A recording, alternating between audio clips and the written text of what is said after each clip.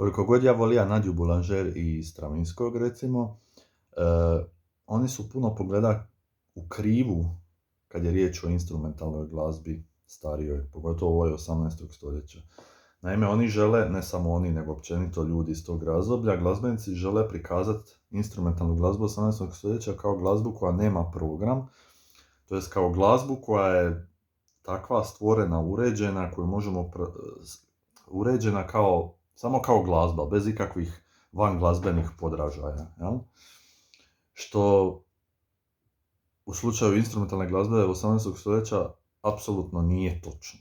Jel? Dakle, ta glazba je uveliko inspirirana operom i svim ostalim van glazbenim sadržajima koje mi možemo zamisliti, i to je očito ukoliko analiziramo malo dublje glazbu i ukoliko malo više čitamo o glazbenoj povijesti. Evo, na primjer, imam Mozartovu sonatu KV 280 u F-duru. Odsvirat ću samo početak.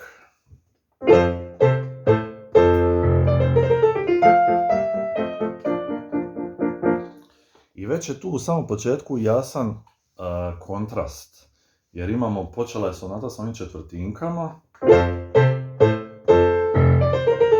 a sad odjednom čujemo puls osminki.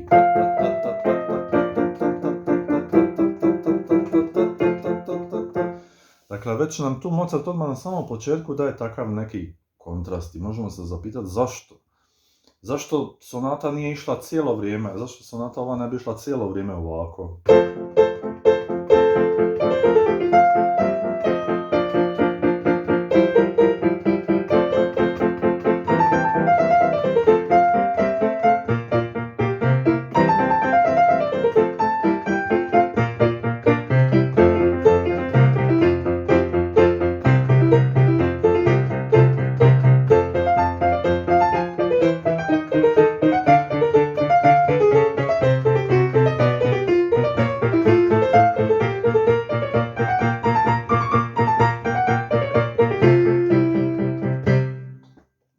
Cijelo vrijeme išla tako. Imamo melodiju koja ide, imamo puls, i zato što to nije bit ove glazbe, jel? Zato što bit ove glazbe nije jedna linija, jedna glazbena... Da, nije bitna jedna...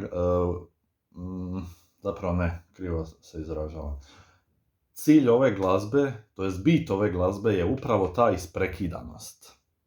Dakle, to što imamo na početku pam, pam, pam, pam, a sad a sad opet prekid i sa 16-tinke, a sad pa sad opet i sad opet, a sad triole.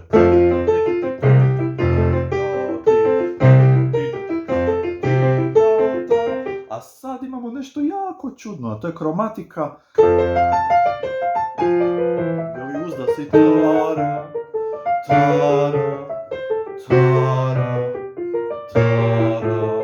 A sad ogromna pauza. U kojoj smo mjeri? Šta je sad ovo?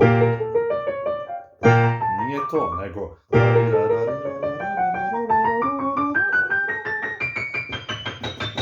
Dakle, mogao je Mozart još nastav gore, ali naravno nije imao više tipaka na klaviru, jer njegov klavir je išao od F3. Tako da imamo...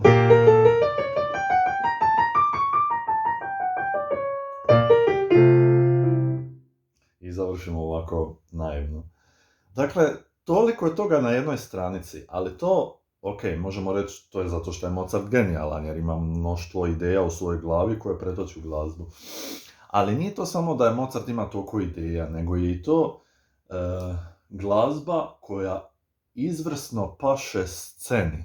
Jer kad vi gledate scenu jedne opere buffe, jedne komične opere, vi tu vidite stalno nekakvu promjenu karaktera. Mislim, naravno da ima momenata kad radnja stane i kad likovi kao da su se ukipili i sad traje minuta muzike dok oni pokažu svoje osjećaje, koji god to osjećaj bio, ili radost, ili tuga, ili nešto drugo.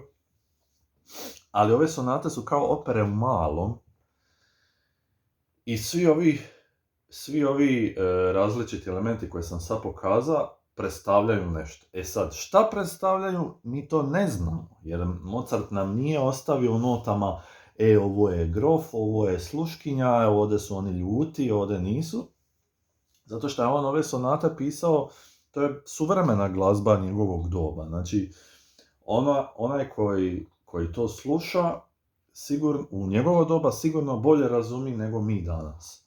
Ali ako ćemo mi danas već to izvoditi, onda bi bilo dobro da se upoznamo sa operama tog doba, na primjer. To je ono najmanje što možemo napraviti.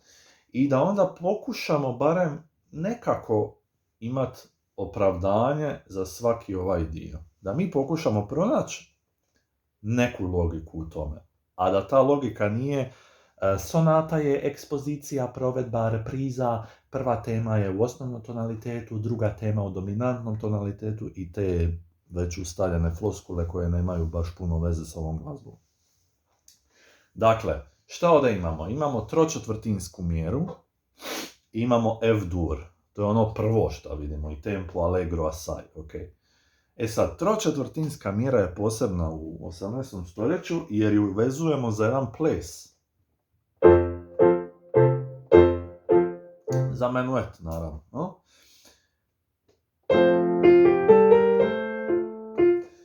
I sad, F-dur, tročetvrtinska mjera. A govorio sam malo prije da bi bilo dobro da se upoznamo s operama. Ono što meni prvo padne na pamet kad vidim F-dur i tročetvrtinsku mjeru, a u operi je recimo arija Se vol ballare, arija Figara iz opere Figaro Pir.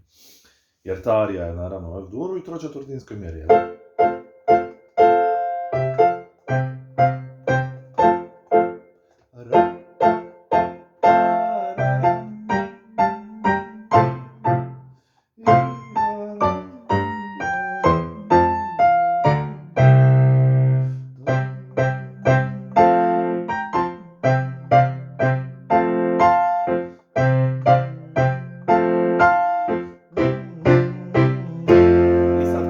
Sonata.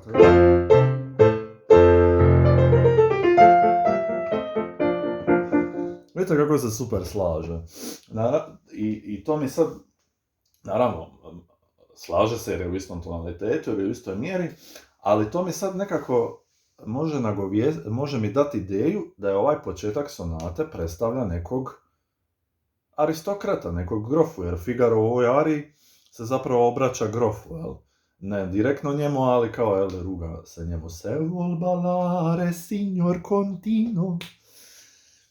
I sad, ovo može biti ili taj grof, a možda je neko drugi. Ali ajmo zamisliti da je grof. Onda imamo kao njegov pompozni ulazak na scenu. Jeli ove kolorature? Kolorature su odmah nekako prikaz više aristokratskog lika, zato što to ima veze sa operom serijom više nego sa operom buffom, jel, kolorature. I sad, znači, imamo... A sad odjednom promjena... Ali možda moja ideja nekakva je da nije se tu promijenio lik, nego se promijenila njegova emocija tog lika, tog grofa, mogu ga nazvati. Znači, on uđe pompozno na scenu,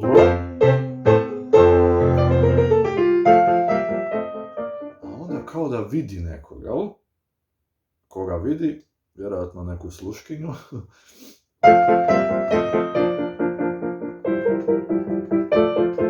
Sad će on njoj lijepo priče, i sad je opet pun sebe, opet kolorature. Ovdje nam Mozart zapravo zapisuje rubato, jer sinkope su nekako, jel? Moglo biti.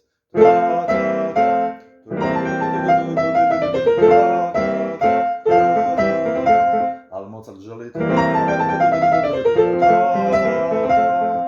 A onda imamo ovaj mpa u pijanu. To je nekako gesta, podsjeća dosta na šuljanje. Ja? Znači imamo ovaj pun je sebe,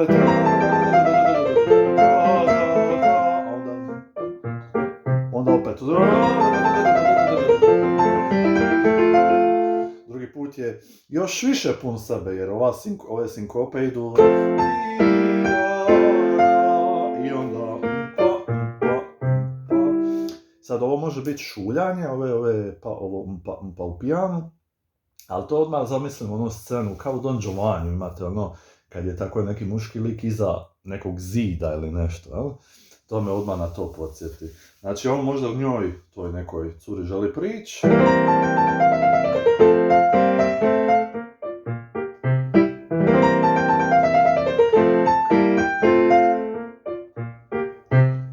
I sad kao da se on stvorio pred njom i sad odjednom imamo dio.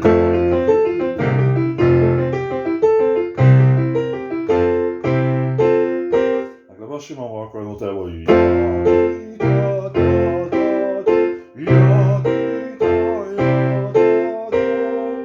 skroz pravilno, da ne može pravilnije biti, jel?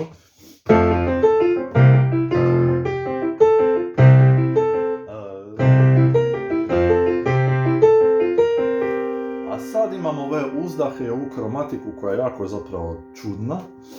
I sad šta bi ona mogla predstavljati? Možda nekakve uzdahe, ali prema njoj kao nekakva izjava ljubavi, ali romantičan je. Dakle, imamo oči.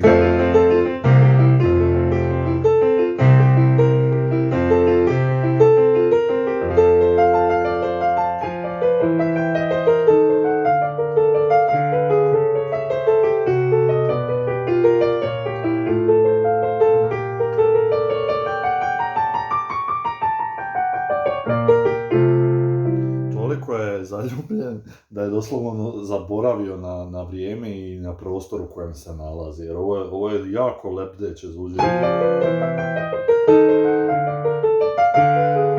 Skoro kao da je pijan od ljubavi, ja? I sad totalno zaboravi na vrijeme. Aha, ipak mora ostati, da ne ispadne opet da je toliko sad, jel, moramo se vratiti u normalu. Ovo je toliko normalna gesta u ovoj glazbi da je baš kao povratak normali.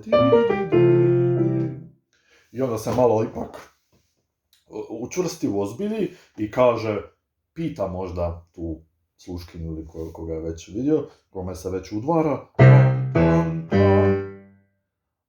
I sad po prvi put kao možda da pjeva, svira ona. Imamo Signore, ja?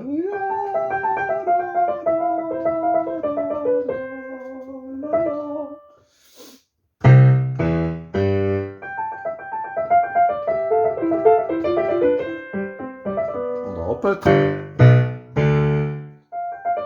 Kao da je 2 puta pita, a?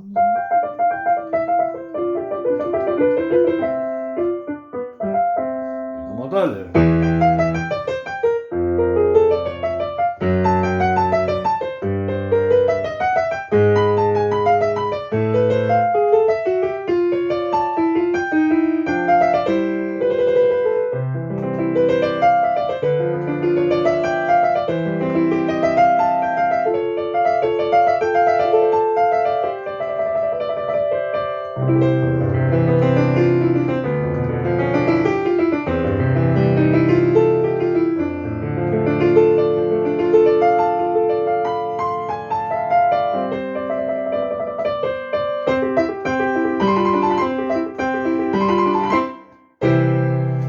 Dakle, nekakva je, ova druga stranica je kao duet između njih. Dakle, prva stranica je više kao jedan monolog, to jest predstavljanje jednog lika ili eventualno ta situacija kad on primijeti nju i tako.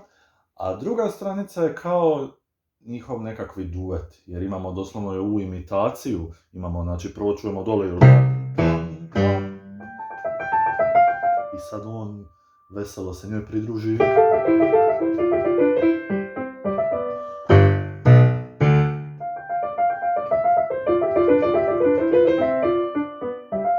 I sad imamo schemu Monte, na primjer kad Grof i Suzana imaju duet u onom, koji je to treći čin,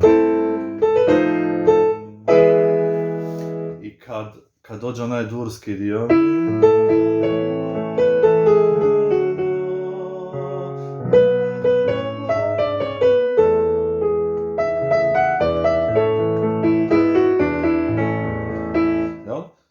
tu je Mozart upotrebio tu schemu Monte i ovdje imamo Monte. Možda mu je ona isto njemu izjavila ljubav i sad je on cijeli sretan.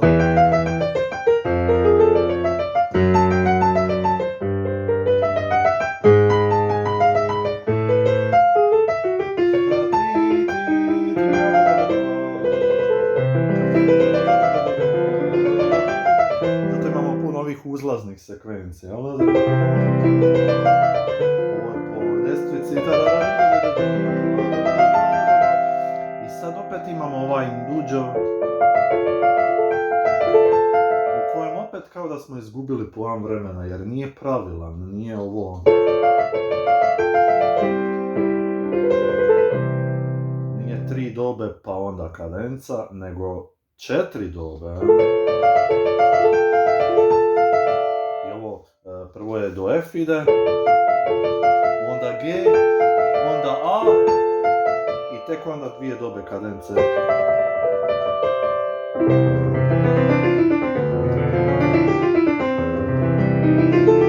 A sad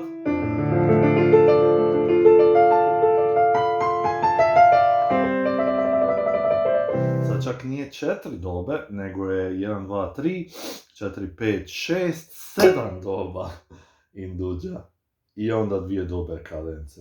Dakle, toliko su sada sretni, njih dvoje, ajmo reći to tako, da žele da to traje zauvijek. To je nekako moje viđenje ovoga. Znači imamo...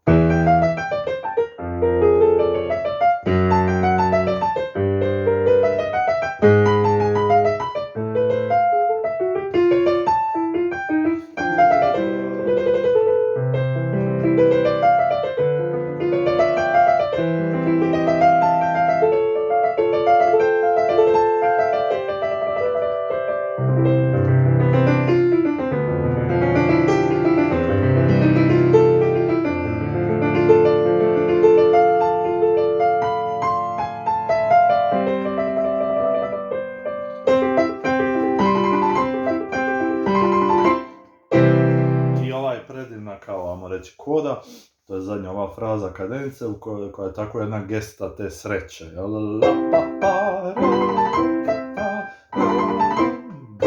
Nešto što bi dobili na kraju nekog dueta koji završi happy end, jel?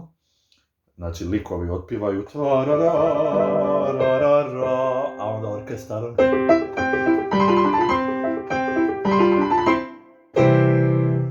I to su nam prve 2 stranice. I evo, ja sam se ovdje napričao skoro 20 minuta o 2 stranice Mozartove sonate, ali čisto da pokažem da ova glazba se može promatrati apsolutno, zato što svako uči glazbu mora imati taj element, o tome ja i uvijek pričam i svi ostali stari glazbenici, a to je taj zanat u smislu kontrapunkta, harmonije, vođenje glasova i sve to, jel?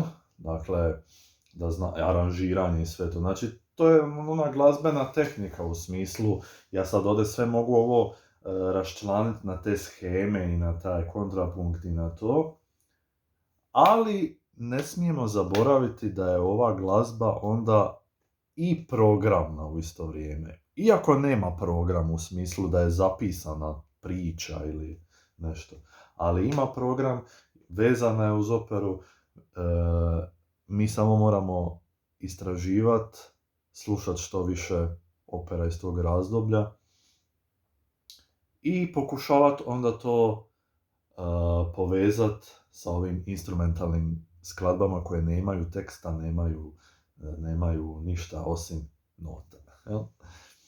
Ali onda naravno, to je samo ukoliko baš želimo izvoditi ovu staru glazbu, a inače možemo se inspirirati svim tim starim principima i stvarati našu glazbu.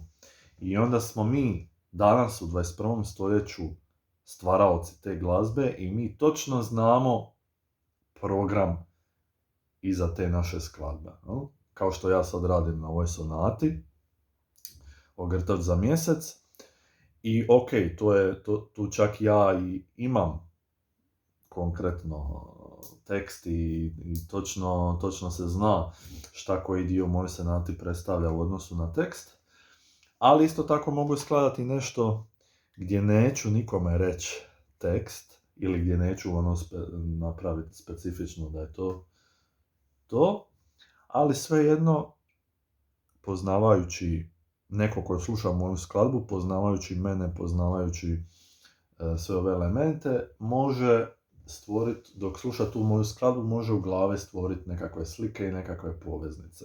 I šta ta instrumentalna glazba bez teksta pokušava reći. Eto ga.